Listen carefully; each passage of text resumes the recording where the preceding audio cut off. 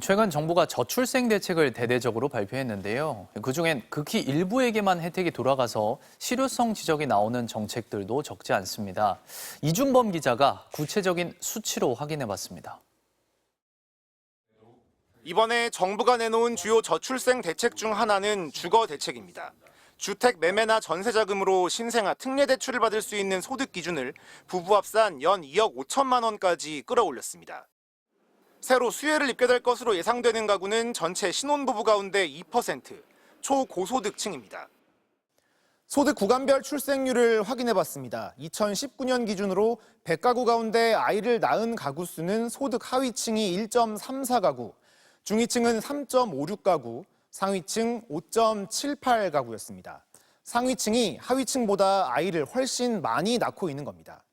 2010년과 비교해봐도 하위층의 출산 가구는 51% 감소한 반면 중위층은 45.3%, 상위층 24.2% 감소하는 데 그쳤습니다. 당장 출산 지원이 시급한 건 초고소득층이 아닌 하위층이라는 걸 알 수 있습니다.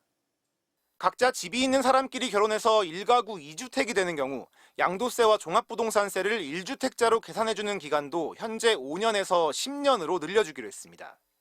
그런데 주택 소유자 가운데 30살 미만은 1.8%, 30대도 10.1%에 불과합니다. 청년들 대다수가 무주택자라는 점에서 이 대책으로 혜택을 보는 건 집이 두 채인 소수의 자산가들 뿐입니다.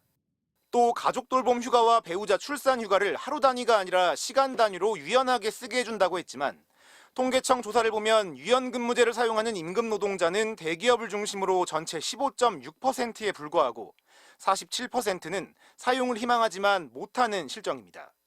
학사와 석사, 박사를 5년 6개월 만에 따게 해서 사회 진출을 앞당기겠다는 계획도 저출생 정책으로 포함됐는데요. 지난해 대학 졸업자 수가 54만여 명인 반면 박사 학위 취득자는 17,000명 선에 그쳤다는 점에서 실효성에 의문이 나오고 있습니다. MBC 뉴스 이준범입니다.